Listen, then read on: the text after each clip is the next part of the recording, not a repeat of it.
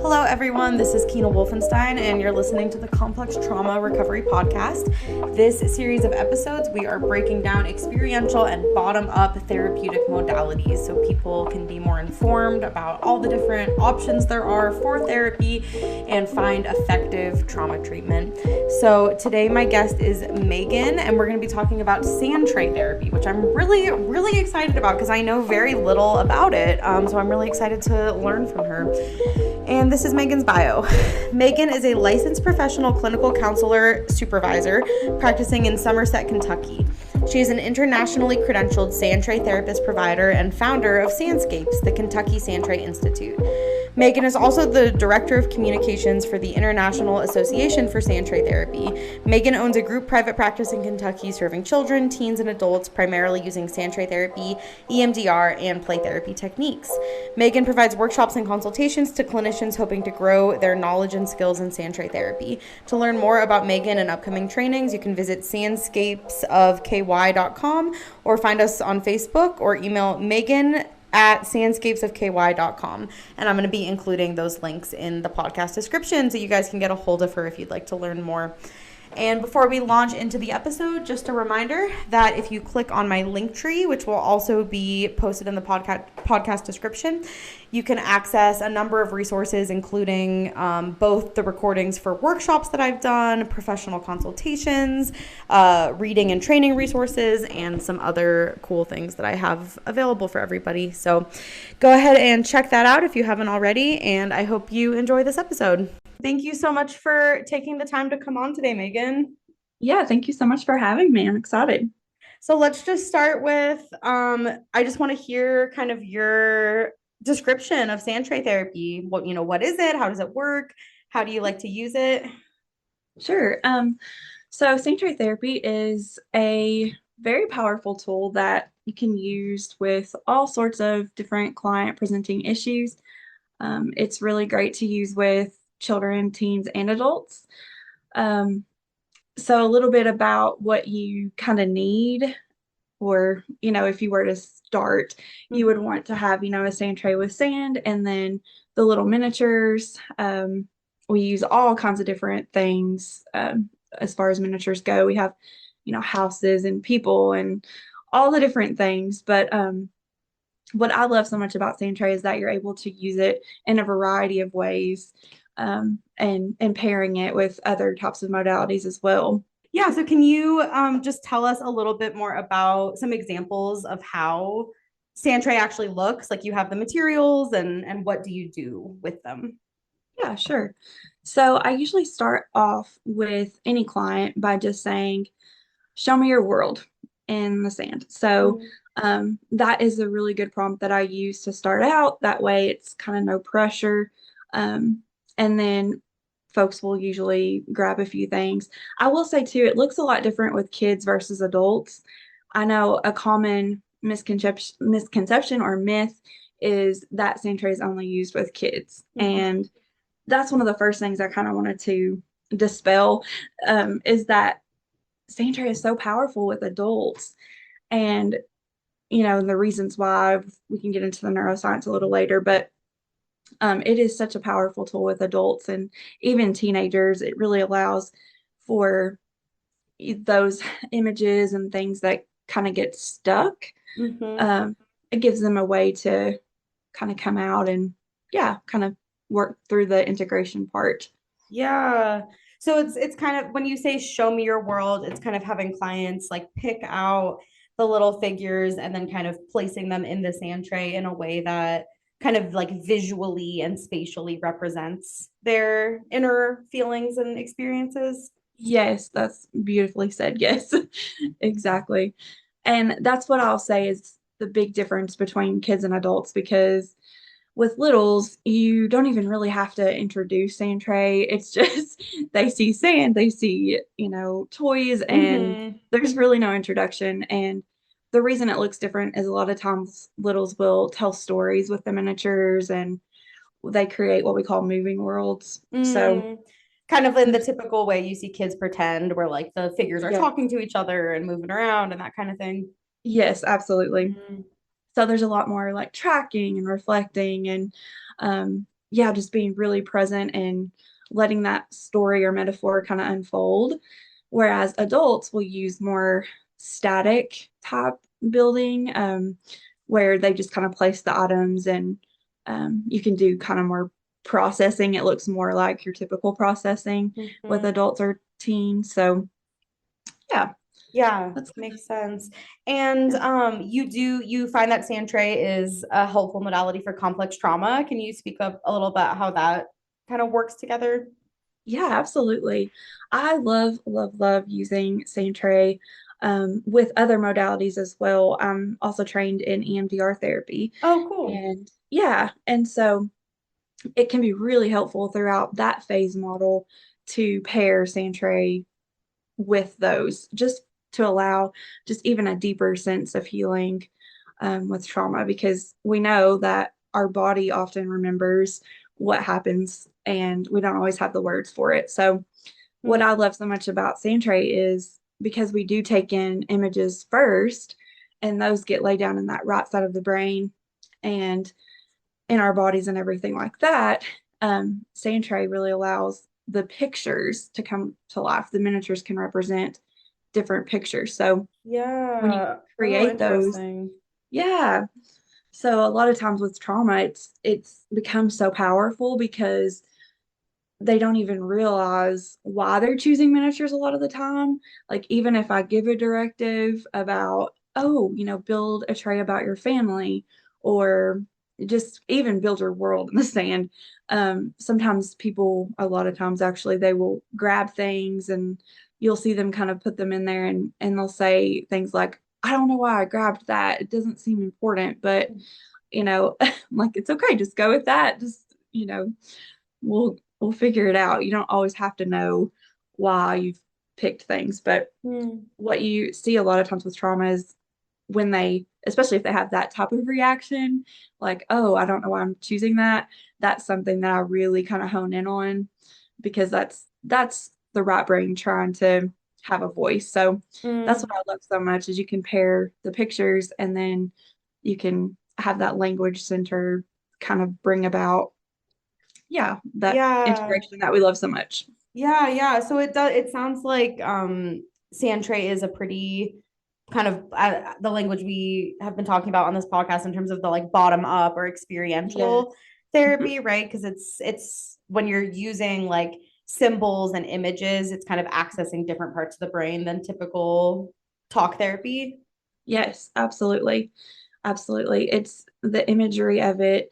And one thing I'll say about the images, when it comes to sand tray versus sand play. Now, I don't know if your audience will be familiar, that they might be wondering, or if they've heard of sand play. Hmm. There is a difference. So with sand play, folks, they it's a lot more strict as far as there are certain requirements that you must use, and they rely heavily on the symbols having meaning. So each thing that a person chooses has a very specific meaning. Whereas with Sandtray therapy, which is what I'm trained in and what I train others in, is that we leave that interpretation up to the client. So Hmm.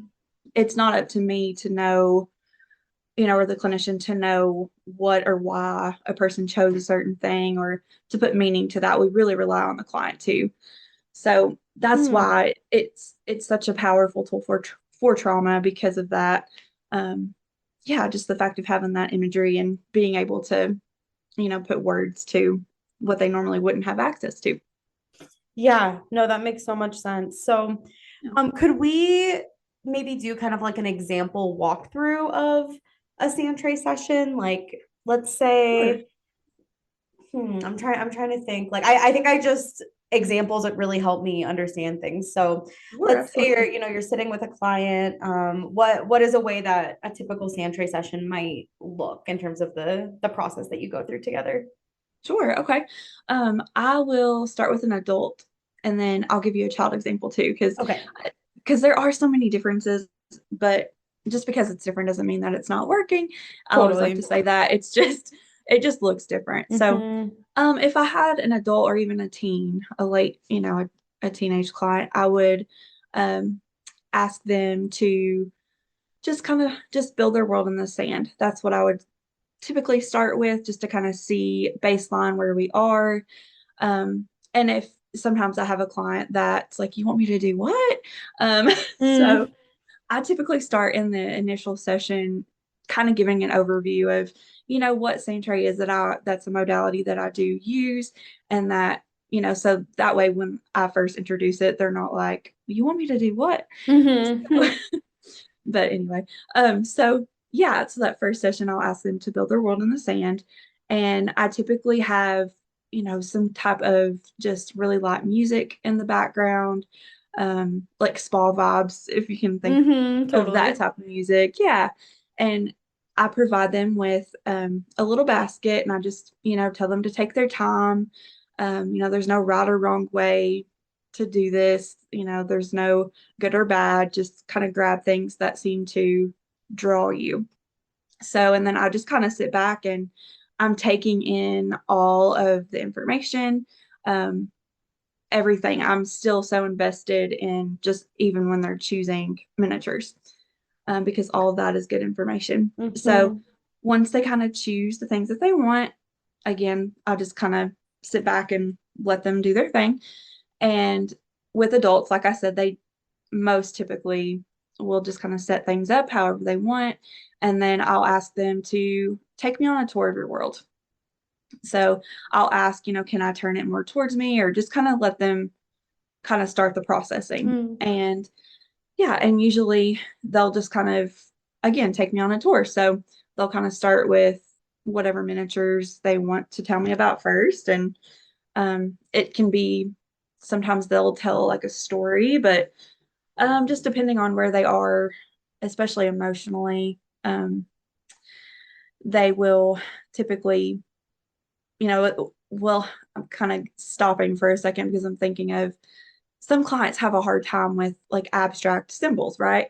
So they Mm-hmm. might say, okay, I chose this man figure and that's my dad, and this woman figure is my mom, and um, they have a house and a car. And Mm. then there might be like what I call like a just kind of a random piece, but more of an abstract symbol. Maybe it's like oh goodness, like a clock, or something like that, that is kind of like, well, that's represents work because I'm always feeling like I'm strapped for time. And that's the one thing that I'm going to really ask them about to go deeper. Tell me more about that piece. And Mm-hmm. yeah, that's just kind of how you can take the processing a little bit deeper depending on where they are. So it can go deep Yeah. really fast as well. Yeah. So it sounds like the miniatures can kind of they can represent maybe more external things like certain people in the client's life, like this is my mom, this is my Yes. dad, this is um but they can also represent more like abstract internal experiences. Like when you see a Absolutely. client kind of, pick a figure where it's like, oh, this is my depression or this is my anxiety or that kind of thing. Yes, absolutely. That is one of my favorite things to do, is to bring in like parts work with the sand tray, Yes. because like IFS, or yeah, any of the parts work, to kind of allow the client to really see and grasp, what each of those parts of themselves really look like. So, if I do have a client struggling with depression, a lot of times I'll have them to kind of choose a miniature that represents that. And it could be anything. My favorite things to use with that, with even just kids or adults, are the little miniatures from Inside Out, that movie, the Mm, Disney movie. yes. Yeah, totally.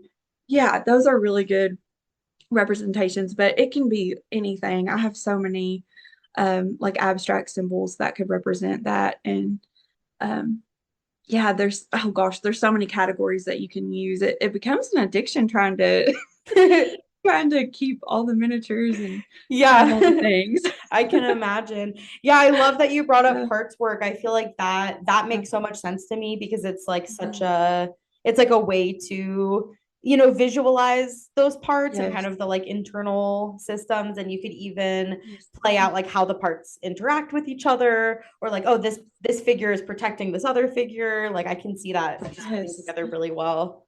Yes, absolutely. I love that. That's one of my favorite things to do with clients is it just really gives them a chance to visually see what's happening and how all their parts are interacting. And yes, Hmm. it's so powerful. Yeah, I think that's what I'm reflecting on. As I had mentioned to you earlier, I had a therapist in college that did some Sandtray with me, and it was parts work. And this was back, I was like Mm. 19 and I didn't know any of this terminology. So I didn't know what she was doing, Yes. but I was like, Yeah. sure, whatever, I'll give it a try. But I remember it being really helpful because it got me out of my head, because there was this Yes. issue that I had just been in my head about for so long, and something Yes. about picking out the different figures to represent like the different parts of this struggle that I was going through. I remember Mhm. it definitely felt like a very different way of connecting inward. Yes. Yeah, I'm so glad that you mentioned that because as you're saying that, like you felt like you're really in your head, right? We're very left brain oriented people, right? Like Mm-hmm. most most people, especially clients, I feel like are very left brain shifted. And we know that trauma and all these experiences that really bring people to therapy are right brain issues, right? Mm-hmm. And things that we remember that we just don't have words for. So this is definitely a way to kind of, I like to say, like sneak in the back door or in the trap Mm-hmm. door, because it does just allow your right brain to speak. And yeah, I love getting clients that are like, oh my gosh, I had no idea that Yeah. was going on or that I was thinking that. So Yes, yeah. Yeah, and I feel like it helps make parts work more accessible in a way too, because I think yes. sometimes, I mean, some clients really immediately align with kind of the parts work approach, but Mhm. I feel like actually being able to visualize it really helps make it more Yes. clear, where instead of just being like, oh, okay, like there's this protective part of me and there's this other part, like something about actually seeing it in space with like real items seems really Yes. helpful. Yes. And especially from the clinical view too, because you can see, if they're just picking like maybe it's a three-headed dragon or, some kind of really intense figure that they've placed that they're saying it feels like their anger, their depression, or whatever Hmm. it may be. I just feel like it tells us so much too. And yeah, Yes, it's so powerful. totally. Yeah, I remember I picked a scorpion that represented my anxiety. And I remember it Yeah. was like this draw to it because I was like looking for the one to be my anxiety. And I was like, oh, it's the scorpion for sure. So it totally Yes. does connect you with this like felt sense, which I think I can see that being so bottom up, right? Because it's like Yes. it's what you're kind of drawn to automatically. You're not really thinking about it. Yes, exactly. Yes. And it's, yeah, those implicit memories and things that are just they just are. It Hmm. just kind of just allows you a chance to reach those. So Yes. Yeah. it's so Yeah. So good. how does it look in conjunction with EMDR? You mentioned kind of using them together. Yes. Yeah. So I've just finished basic training and just yeah. So I've done some training too, just alongside with learning about pairing them together. And I'm so Mm. excited. I've already started in the beginning stages of, like creating your safe or your calm place or things like that to really concrete, make it more concrete for the client. They can have that visualization. But each phase, there's definitely ways that you can add Sandtray, and just to take it even further and deeper. I'm really excited to use it with more processing. So that's really exciting. There's a lot of people, Anna Gomez, Jackie Flynn, I think Marshall Lyles even, um, that do specific training on EMDR with Sandtray. So I'm super excited to just kind Hmm. of dig further in that. Mm-hmm. Yeah. Yeah, I can see it being used in conjunction with a lot of different bottom up approaches like the Absolutely. IFS, EMDR. I could see it. Do you feel like Mhm. it ever has a somatic element to it? Absolutely, yes, because you can definitely kind of use Sandtray and the having the visual, and you mentioned like a felt sense. You can really take the client and ask them during the processing, maybe they've created a scene of, like I'm thinking of a teenager that had a rough time like at school, like a bullying incident. So you can Mm-hmm. ask them to kind of recreate the scene for you in the sand and then ask them, you know, which person is you, or which item, which miniature is you in the sand, and really have them get in touch with, what did it feel like to be you that day? And Mm, really asking a lot of those questions to take it deeper in the processing. And, what would you have wanted to say to the bully, or, whatever, and really allowing them to see this kind of playing out is very mm. powerful. And yeah. Yeah, no, that sounds really helpful to, I like the Mhm. idea of being able to use it to kind of process specific incidents too. Like it seems like it can be Yes. either, it can be pretty specific to what you're processing, or it can be more like Mhm. broad and general as well. Yeah, absolutely. That's one of the things I love about it. It's not really seen as a standalone therapy, but you can pair it with so many things. We're talking a lot about bottom up approaches, but you can also use it with top down. So, Mm. like with CBT, you can pair it with certain things with that, just to take that process deeper as well. Oh, So, interesting. yeah, that's what I love about it. It's just so flexible. Yeah, very like versatile. That's so cool. Yes. How would it look with like more top-down processing? Sure. So, like CBT, thinking about your thoughts and your feelings. We know about like the CBT triangle, right? So, Mm-hmm.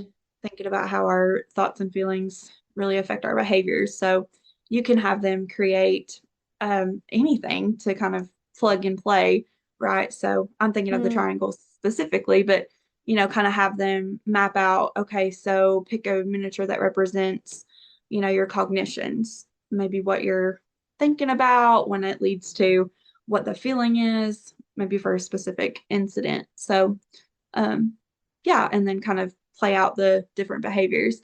I prefer Yeah. the bottom up type approaches, but that is a way that you can use it. And a lot of people use it with TFCBT, the trauma focused, as well. So, kind of using that in the narrative part to kind of create, what did the trauma look like, and kind of create a timeline. That's another great intervention too. Mm-hmm. Wow, yeah, no, that's cool. That definitely makes sense. You really can plug it into so many different things. Yes, I feel like I'm talking super fast, and it just kind of, your mind just kind of goes, with all the Mm-hmm. different ways you can use it. And yeah, so Totally. No, I feel the same way. Whenever I'm talking about these modalities, I feel like I'm seeing, like, in movies where you like kind of like Matrix style, where there's like all these different yes, like grids and math. Like, that's how I feel having these conversations, seeing like all the yes, therapy possibilities. I know. Okay, good. It's not just me. That's No, no, awesome. I'm with you. Yeah. Yeah, so you mentioned wanting to share a little bit more about kind of like the neuroscience of it, or the brain science of it. I would love to hear a little bit more about what that looks like, or how Yeah, that sure. works. Yeah, sure. I feel like I've kind of mentioned a little bit of the ways that it kind of works, but I'll just kind of start with how I explain it also to clients. And sometimes clients get it. You have the ones who really want to know what's going on with therapy and how this all works, but a lot of clients don't really have the bandwidth for it. But I digress. Hmm. So the way that I usually talk about it and how I'll explain it today is that, again, the way that we take in information is through images first. And especially with trauma, all that information is coming in through our right brain first. Mm. And we know that our right brain does not have a language center. So it's all of those feelings and all of the images and sensory data and all of the things. So all that information is taken in, and it gets laid down in our bodies and in those early parts of our brain that Mm. um, were first developed. So a lot of times, though, we know, because we are taking in so much information at one time, only a small percentage of that gets encoded into that left part of our brain that has the Mm. language center.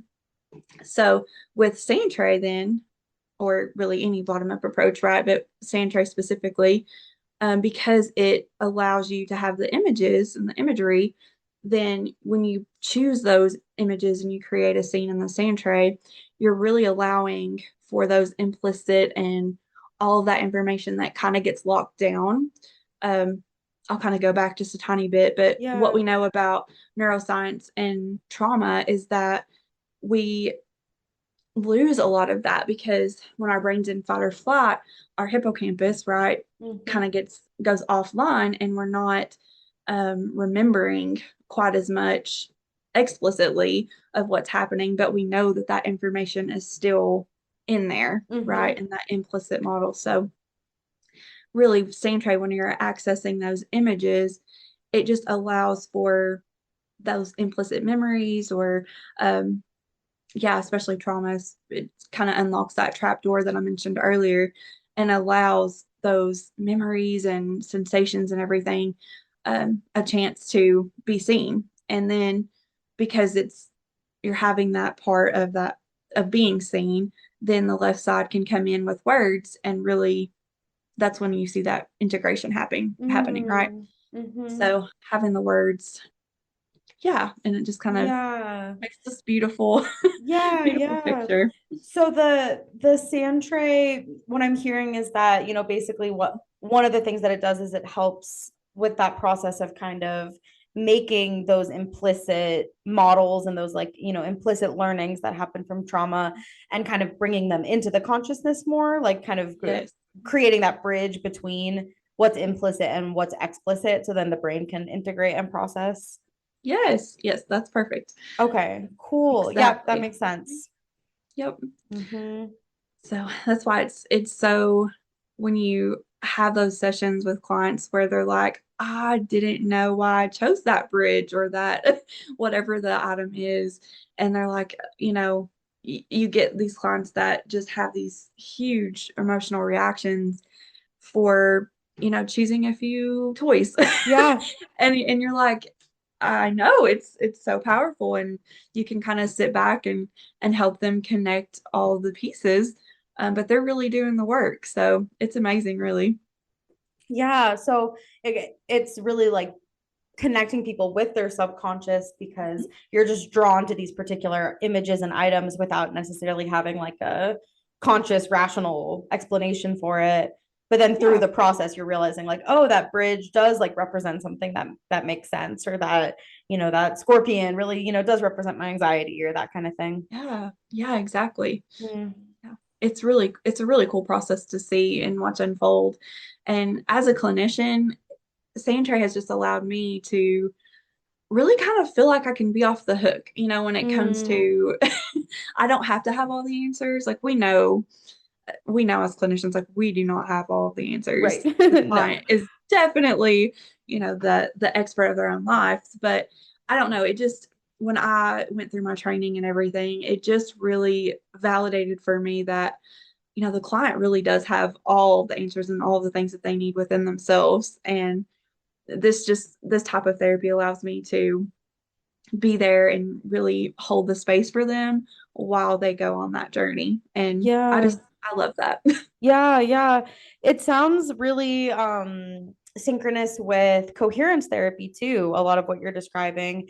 Yes. Because we were just talking in a different episode about coherence therapy and about how it really encourages the clinicians to like not make any assumptions, right? And like we don't have Mhm. to be the ones interpreting and guessing and trying to like make sense of things. Like we really go in open minded and just explore with the client to kind of figure out what feels true. Yes, absolutely. Oh my goodness. And I caught that episode, by the way, and I absolutely loved it. Oh, And awesome. I'm really excited to learn more about coherence therapy myself. But yeah, I would just add on to that too that a lot of clinicians kind of when they think of Sandtray, I think it's clinicians, but it's also clients. They expect you to be like, "Ooh, why did I choose that?" Like Mm-hmm. really want you to tell them, "What does that mean?" Or I'll have a lot of clinicians that have not been trained in Sandtray really kind of say that in training, like, "You're going to tell us what those things mean, right?" And Mm. it's not a crystal ball. I'm not a tarot card reader or, a Sandtray therapist is not a tarot card reader. It's really the meaning that the client puts on the different Mm-hmm. miniatures. So yeah, Yes. that's a huge barrier to overcome sometimes. It's like it's not up to me to tell you why you chose that or what that means. What does it Right. mean? And there's not like a clear, people almost thinking of it as like the Rorschach, like ink blot Yes. test where it's like, oh, you thought that looks like a bug. Well, that means this about you. And it's like, no, Yes. no, it's very like personal what those different things could symbolize, right? Because two people could Yes. pick the same toy, the same figure, and it would represent something very different to each of them. Yes, absolutely. And I will say, just to kind of add on to that too, is that so that's absolutely true, is that we do not put meaning on any of the items, but there are certain themes that we do look for. So certain themes that really do kind of represent or just allow the clinician to become curious about certain things. Um, so I will say that, and I can get into themes if we have time, Yeah. and No, if you'd I would like love for to me hear a to. little bit about the themes. I'm interested. Sure. Yeah, of course. So one of the major ones that I see a lot of just with my clientele is the theme of anxiety or kind of rigidity, things like that. And what you look for with that is when there are a lot of bridges, or not bridges, I'm sorry, fences, when Hmm. there are a lot of fences showing up. So it could be that um, they're kind of fencing off certain areas of the tray or certain items. And again, it's just a way to become curious. So I ask more questions like, is this, do you need to, sorry, is it a theme of safety? Do you need to keep Hmm. yourself safe or keep others in or keep others out? So yeah, Mhm. those are just some questions to kind of ask about that. But anytime I see a lot of fencing, fences, and yeah, those types of things That makes coming up in the sense. tray, yeah, Hmm. that's just indicative of a high level of anxiety or need for control. Yeah. Or like kind of like it could be, I'm wondering if it could represent like kind of separation or dissociation between different parts of the self too, like kind of Yeah. compartmentalization, I guess is what I'm the word I'm Yes. looking for. Yeah, absolutely. We look for groupings. Mm. Maybe we have groupings where things are just kind of clustered together and polarities. We look for that as well. Again, just as a way to become curious and just to ask more questions about that. I'm noticing that, these are really far away from maybe if it's in parts work that these pieces of you or these parts of you are kind of really separate from this other part of yourself. I'm just kind of wondering, you know, what could bring them closer or, whatever Hmm. yeah, whatever you feel like could be a good way to process that out. But yeah, so that's a couple themes that we look for, I would say. Um, Another one with kids that I see a ton of is like a theme of aggression, Hmm. where you have kiddos that use army men or different things that where they create battles in the sand. Maybe they're actually, you know, hitting the items together or things like that. That's just something that is always a theme that I look forward to. And for documentation reasons too, we can kind of really say what you observed during session. So that's Yeah. another one too. Hmm. Yeah. That makes sense. Yeah, I remember a couple of my jobs where we had Sandtray for kids.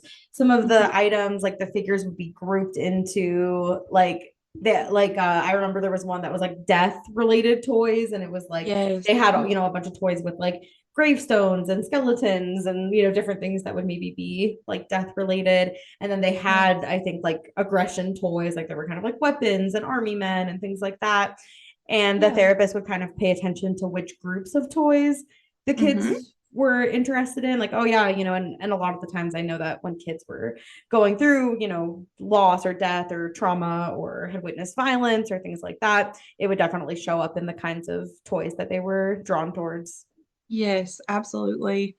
That's it's wild when you work with kids like that too, because they're automatically play is so natural for them that that's really how they communicate, right? Yeah. So yeah, they use those miniatures for all sorts of things, and that's why it looks so different with kids because you stay in the metaphor and you really track and reflect what they're kind of going through and what they're showing you because all of that information is relevant. Yeah. It's Yeah. really, yeah, and it just allows them a way to show you kind of what's internally going on. Mm-hmm. Yeah. I Makes was going to say sense. too, another big one that I see with kids is dumping. So when I say that, it's uh, gosh, I could tell you so many examples of kids that I've worked with in the past, especially my highly traumatized kids, Mm. where it's like they just can't get enough stuff in the tray. It's like the whole session they're just bringing and putting more and more and more in. And what that signals to me is, that's chaotic, right? That's their internal world being completely out of control and chaos. So I'll often say, wow, this feels really overwhelming. And yeah, so that's something that we look Mm. for. And to track that over time, because I feel like this is relevant too, is what we would look for in those situations is, if that's how they're building in the beginning, over time, are they able to put less in? Even I'm thinking of a specific example of this young girl. She was probably 7 when I started working with her. The first few sessions, it was like that. I mean, there were just so much stuff and it was so overwhelming. Mm. And then after, I think it was 10 or 12 sessions, I was able to see a lot more coherence with her, Mm. Mhm. and she wouldn't need quite as many things. I mean, her home life was still pretty chaotic, but she was able to kind of group things and it made more sense. There was more of a Yeah, flow yeah, to it yeah. versus just everything in the tray. So Yeah, like it super represents like interesting. how their inner world feels very chaotic and overwhelming and Yes. hard to organize out. Yes. Yes. So it's so nice to see. And you can really track that and have that in your progress notes that, yeah, this is what you're seeing and seems like Yeah. things are coming together. So, Yeah, I was just thinking that it seems like it has a lot of overlap with different kinds of art therapy because anything that has like a visual or creative element to it is going to help people express things that are hard to put into words, so that stuff that is in the right brain or in the implicit memories where mhm. there literally may not be words for it. And I feel like that's why so many people connect with art, with music, with things that help us express feelings that you can't necessarily put words to easily. Yes, absolutely. I'm so glad you said that because it does 100% go right along with art and any type of expressive therapies. And really, you said it beautifully because when we don't have words for things, it just allows, and I keep saying the trap door to kind of open up and allow you to see that. And I wish that I was more artistic. I love to draw and create, but I'm just not. So to have miniatures that can represent things that I'm seeing within, um, Mm-hmm. I really feel like it's like a 3D image, right? And that they Mm-hmm. can kind of create. So I'll often say that to like parents or clients who are like, "Why is this? What are we doing?" And I'll kind of say that, imagine that you're drawing, but this is a way to actually have, the tactile with the miniatures in your hand and you can place them in the sand. So yeah, Mm-hmm. there's absolutely overlap. I love it. Yeah. Oh yeah, kind of the tactile too, because it's like Mhm. it's creative and artistic, but it's also tactile because there's this like spatial somatic element to it. Yeah, absolutely. Yeah. And I will say too, when you brought up the music, um, I would really try to pay attention to our environment when we're creating sand trays. So that's why I mentioned having like the music going, but also having the touch experience with the sand. Sometimes people won't even want to place anything in the sand. They just want to have their hands in the sand. Mm. And that creates such a regulating experience because the sand, there's just something about sand that, just feels so good and relaxing. And some of my hard to reach teens, they'll just they might be real clammed up. My first experience in therapy was with kids in foster care. Mm. And, I was fresh out of grad school and I didn't know a whole lot. I mean, you're fresh out of grad school. What do you Yeah. know, right? Yeah. And here I'm working with highly traumatized kids. And I'm like, what in the world? These worksheets are not working. I had very little knowledge in play therapy at the time. And so I was all the time looking for different ways to, you know, make the biggest difference, right? And when I came across Sandtray, I was so excited because I thought, oh my gosh, who doesn't love sand? And there are kids, and I'll get to that. Remind me when you have people who don't like sand. Okay. I'll get back, put a pin in that. But um, yeah, so I went out and immediately bought sand and put it in like a Rubbermaid tote. And I had a few little miniatures, but what I found was my clients, and especially those teenagers that just were having a hard time connecting, they immediately came in and would put their hands in the sand. And it was Mm, like something just shifted. They were able to, express what was happening and talk more openly with me. And it really just allowed for a connection that was not there before. So, yes, I can definitely see that being a nice grounding sensory yes. experience. Yes. So as a new clinician, I was like, okay, what is the sorcery? I need to learn more. I knew I couldn't just put in my note, oh, client played in sand for, Right. 45 minutes. But so that's why training was such a big deal for me. And I just Yeah. kind of felt like it was something was happening, but I just couldn't describe it. So Totally, totally. I feel like that's such a common experience being a new therapist. You're like, something is yes, happening here, but why? Why does it work? How does it work? yes, yes. And grad school fails us. They just do not do a great job. At least not my grad school. No, Didn't do I'm a same great here. job. I mean, once in a while, I find someone that actually feels like their grad school like genuinely prepared them to be an effective clinician. But I think the majority of Yeah, the time we have these experiences of like, yeah, you kind of get, you get some ABCs for like how to be a therapist, but in terms of yeah. really understanding like how to actually use modalities to create deep change Hmm. for people, it's all post-graduation training. Yes, absolutely. Which I'm glad there's so much good knowledge out there and good training. So, Me phew. too. Yeah. But Yeah. Yeah. So you were going to talk about when kids don't like the sand. I want to hear about that. oh yeah, I was just going to mention that there are alternatives. So I've seen people have amazing success with um, without sand, but maybe using rice or Oh, beans or like confetti. Let's see. There's oh, yeah. Like if they don't like yeah. the sensory, like touch of, like feel of the sand on their hands, basically. Yes, yes, Hmm. absolutely. So sometimes it just doesn't feel the best. There's also like kinetic sand, which is really kind of cool too. A lot of little kids like that kinetic Oh, sand. yeah. That's fun. Yeah. And I'm just also thinking of you may or may not know about Dr. Robert Jason Grant. He's the founder of Alt Play Therapy. Oh, I haven't And heard of him. yeah, he's amazing with our autistic clients. If there's Mm, anybody that needs info or resources, but he talks a lot about having these different types of um, sensory experiences available instead of just sand. So, mm, yeah, so that's just something about that. It doesn't have to be sand to be an amazing experience. So, Yeah, no, that makes sense. And I like that it has a sensory component too, because mhm, I feel like that also is a little bit somatic, right? Because while you're yes, doing this like visual, symbolic play or, processing, you also are having this like hands-on mhm, experience, touching the toys and touching the sand or the rice or the beans or whatever. So I can just like, as I imagine it, I imagine it feeling like grounding in your body, because you're like sitting yes, there with your hands actually engaging with something. yes, absolutely. And it does, it just unlocks a lot of, those sensory experiences within yourself. And you can really take that and ask them to go deeper. What does it feel like? And um, yeah, it's so powerful.